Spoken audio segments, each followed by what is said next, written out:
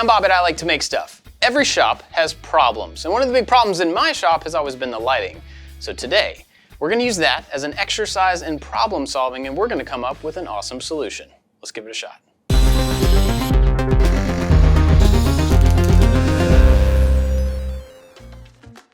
Okay, I'll tell you about the actual problem with my lights in just a minute, but first, let me just get this out of the way.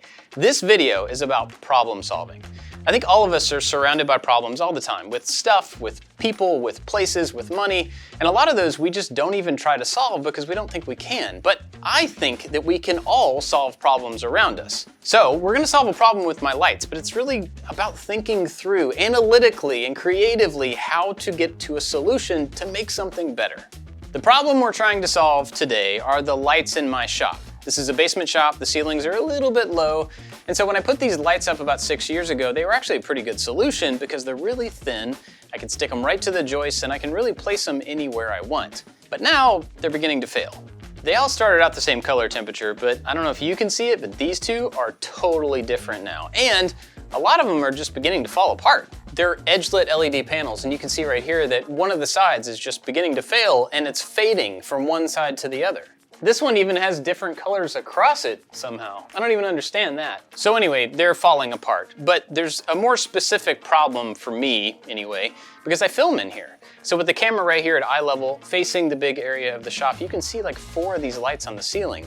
They're very bright, they're hard to get out of the shots, and they just make it difficult to edit around and color correct. And that's not really a problem as much as it is an inconvenience, but it's a thing that we can solve.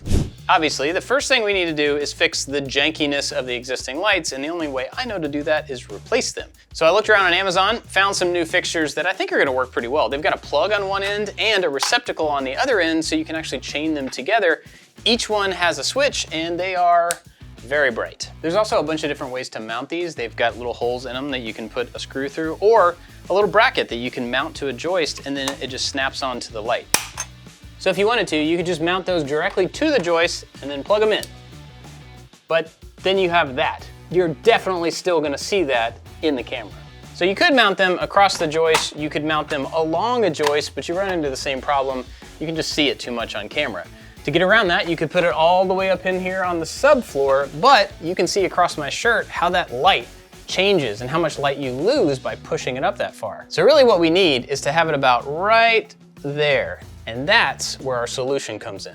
I have a rough idea of how to do this, but I've left it intentionally vague in my head so that we can figure it out together in the video. So let me show you what I'm thinking.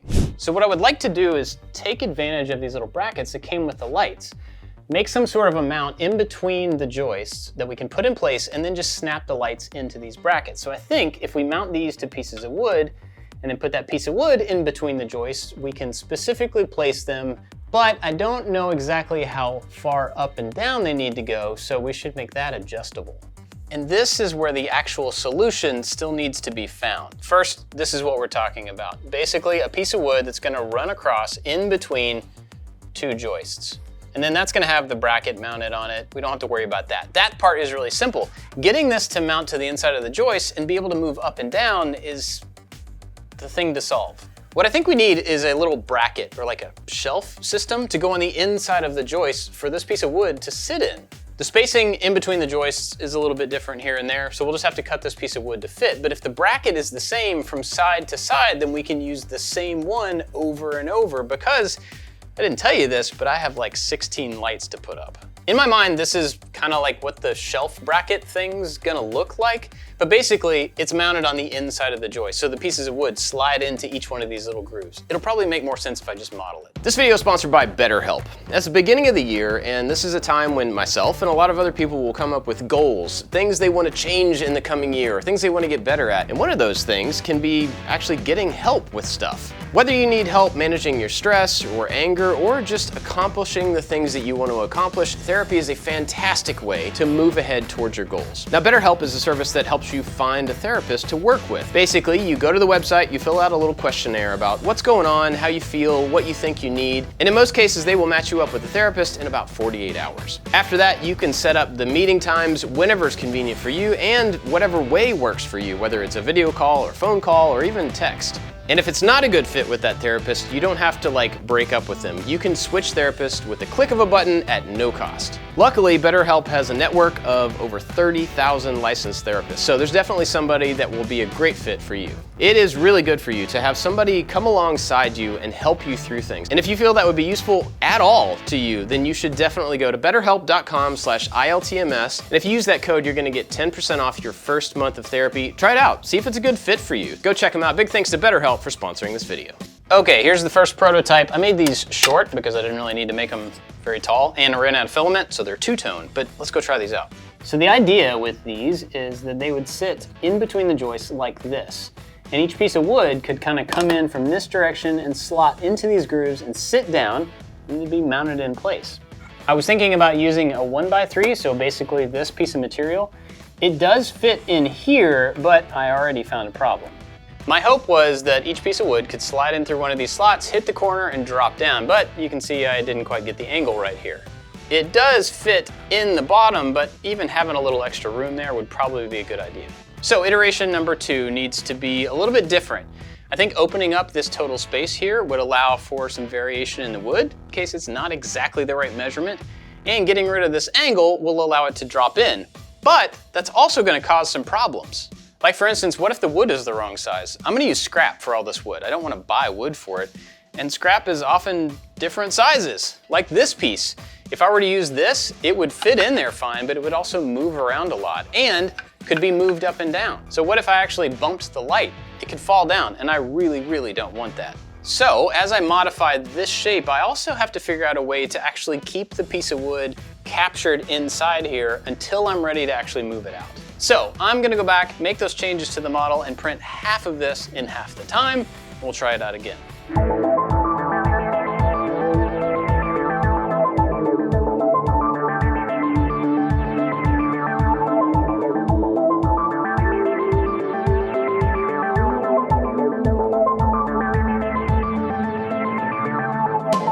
Couple of prototypes and modifications later, and we have this. Basically, it's gonna be this. There's gonna be several of them stacked up so you have options, but they'll be screwed into the side of the joist, and then you've got a place for the piece of wood to slide in and drop down.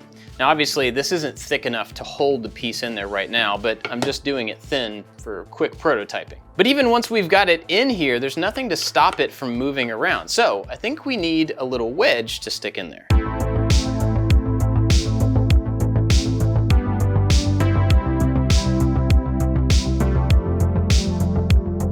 And we have our first working prototype. It holds the piece of wood in place. I think it actually does the thing that I wanted it to do. So now we're gonna move on to more of the practical stuff. How are we gonna make this? Of course, you absolutely could cut this red shape out of a piece of wood and just make these brackets that way. You could use a jigsaw or a handsaw or a scroll saw or a bandsaw. There's a million ways to do it with woodworking tools. But if you're gonna make a whole bunch of them, it needs to be efficient. For me, I've got at least 16 lights that I wanna mount. Each light needs 2 of these on each end. So we've got 4 brackets per light, and then each bracket is gonna be basically 3 of these stacked on top of each other, and that's a whole lot. So if I were to cut all these by hand with a bandsaw, it would totally work, but it would just take a really long time. So thinking about the manufacturing process, the most efficient way to do this would probably be with the laser, because you're just cutting a 2-dimensional profile of a shape. The problem with that is that I want the material to be thicker than this. It needs to be thick enough to have a ledge for the wood to sit on. And then that limits what you can do with the laser. Then you can think about CNC. You could easily cut any of these shapes out of 3/4 inch plywood and it would be nice and thick, nice and strong, but then you can't get sharp corners because of the roundness of the bit. So a little bit of a drawback there. So for me personally, I think I'm just gonna use 3D printing. It's actually worked out really well. I have several printers that are pretty large and it won't take me that long to print all the pieces that I need. So I've got my manufacturing method in mind. And based on that, then I can decide exactly how to go about finishing the model. So what do I mean by that? Well, there's a limitation to every manufacturing method and you just gotta think through them to see which one makes the most sense and what you're gonna have to design around. For instance, if you're using a laser for this, it's basically gonna be a 2-dimensional profile. You can't cut things in 3 dimensions, And you have to think about the thickness of the material based on the laser that you actually have to use. With a CNC, the limitation's not necessarily 3 dimensions, but maybe it's just the roundness of the bit that you have to use, or the mess that the CNC makes. So for me, with 3D printing, I have to figure out a way to make these in the most efficient way possible, and that means I might have to change the design. Like for example, on this particular part, I do want to be able to try out the different heights of the light up in the space, but they don't all need to be movable. I really just need to figure that out once. So the first thing I can do is print one set like this, test out the different heights, and then after that I can just kind of print one bracket. That will save on basically 1/3 of the printing time. And there's another little efficiency I can do at this point. Like I said before, this needs to be thicker so that the wood doesn't fall off. But honestly, the entire thing doesn't need to be thicker, just the part that it's sitting on. So I can model a little 3-dimensional shelf that comes out and has a bigger surface for the wood to sit on. That is something that's way easier to do with 3D printing than some of the other methods.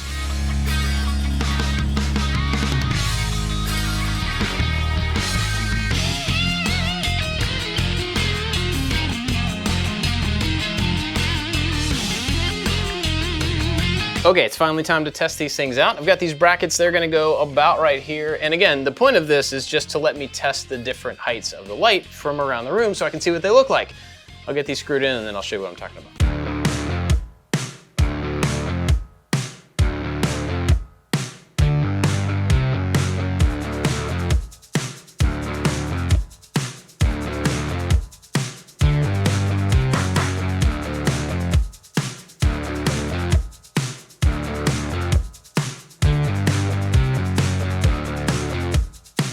The first light is hung, and it is surprisingly bright. What I'm trying to do here is to figure out how far I have to push it up into the rafters before I can't actually see it in this particular shot. So I'm gonna start moving it up, and then once it disappears from here, that's my height. Also, I just wanna find out how much one of those lights will light the space without everything else on. So we're gonna try this in the dark. That's actually a significant amount of light, just a single one. I'm gonna put, I think, 16 of these in here, so this place is gonna be bright. Now I know where all the lights need to sit vertically up in the space. And because of that, I don't have to print the big multi-slotted piece anymore. I can just print a bunch of these. I need 4 of these for each light, and I need to know where to put these. So, as the light stands right now, I can measure the space underneath it to the bottom of the joist and then make just a little piece of wood that acts as a template that I can put in place, set these on top of, and screw them into the joist, and then I'm good to go. The only problem is I have a lot of lights and a lot of these, and it's gonna take some time.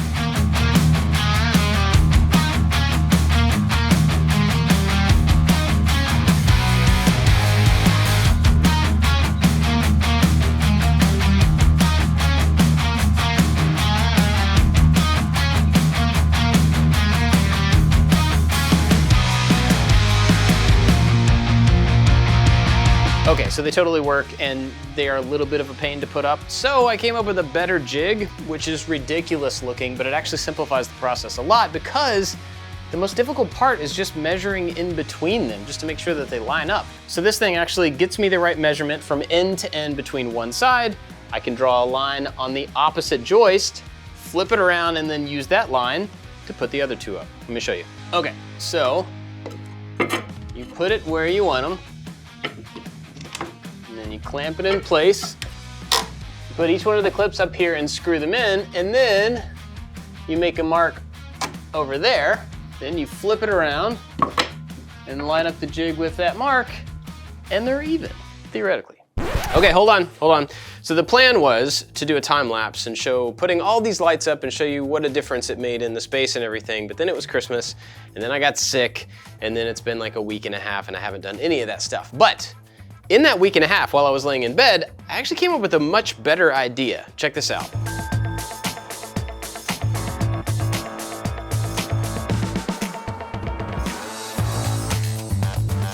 This is the better idea. Check this out. So how is this a better idea? Well, let's think back to the original problem, the thing I was trying to solve in the first place. I wasn't sure exactly how high the light needed to be in each one of the bays, and I've kind of figured that out, so they don't need to be adjustable, and that's how I ended up at this version. And in addition to that, I know the type of wood that I'm gonna use to cross each one of the bays, so I don't really need to have any extra space or wedges. In fact, the only unknown here in each one of these is the spacing in between the joists, and it's just a little bit of variation. Each one of these spaces is pretty close, but the wood's kind of old, so it's shrunk a little bit, and some of them have bows in them, so the space is like 1/4 inch too wide or 1/4 inch too narrow. This thing can account for that. So now, instead of measuring each one of these pieces of wood to the particular place that it's going, I can just cut a whole bunch of them to like 13 3/4 of an inch. Then, we take our new brackets and we put them on. Each one of these gets a screw right in this little slot. And now, these can slide out to hit the joist, and then I drive in screws through those 2 holes, and it's a perfect fit every time. Isn't that simple? I think it's way better, and it's probably gonna make it way easier to do this, but we won't know until we try it out.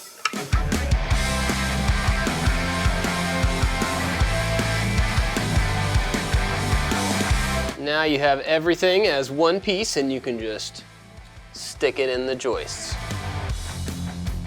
This area now has light, and it's never had light before. It looks way better.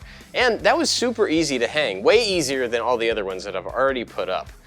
It just goes to show you that there's 1,000 ways to skin a cat, which is just a gross way of saying there's a lot of different ways to solve the same problem. Now I've got a whole bunch more lights to hang, but I'm not gonna make you watch me do that. Thanks for watching. Now it's time for bloopers.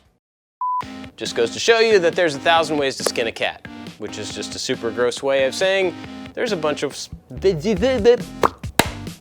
Okay, hold on. Let me wait this.